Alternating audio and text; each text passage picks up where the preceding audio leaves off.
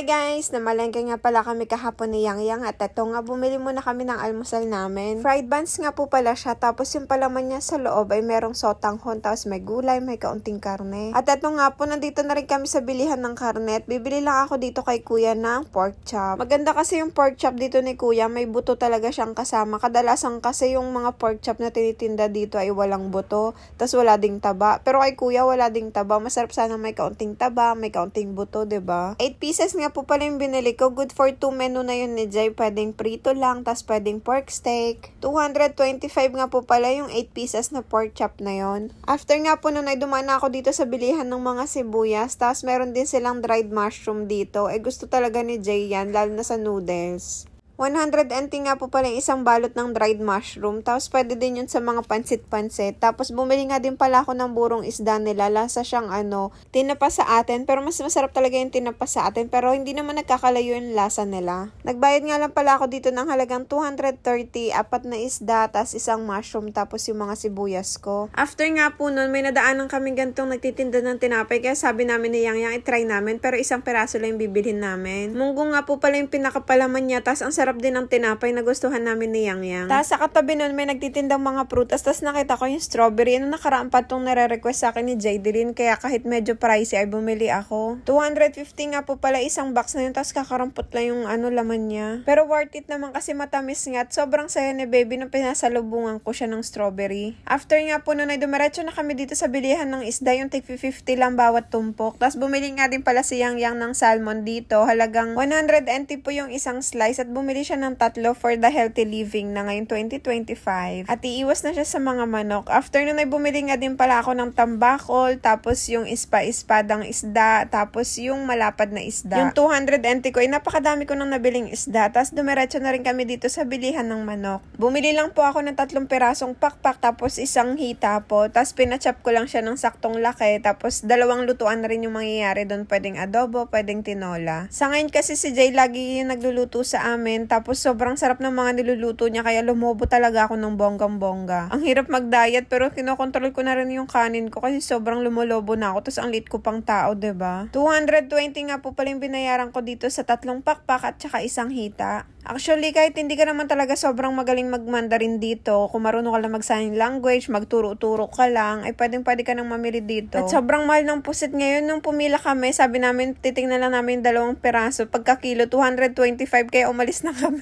Next time na lang kami magpupusit pag mura na siya. Tapos dumiretso nga pala ako dito sa bilihan ng baka kasi gusto ko nga ng nilagang baka ngayon. Gawang ang lamig ng panahon, ang sarap humigop ng sabaw talaga. Isa pa nga sa mga cravings ko ay sinigang na bangus. Kaya pumunta na ako dito sa bilihan ng mga bangus. 180 nga po pala isang peraso. Tapos bumili na rin akong hipon. Pinalinis ko nga lang po pala yung bangus. Ako na yung maghihiwa sa bahay kasi ang laki nilang maghiwa. Hanggang dito na lang. Salamat sa panonood. Please don't forget to like and follow. Bye-bye!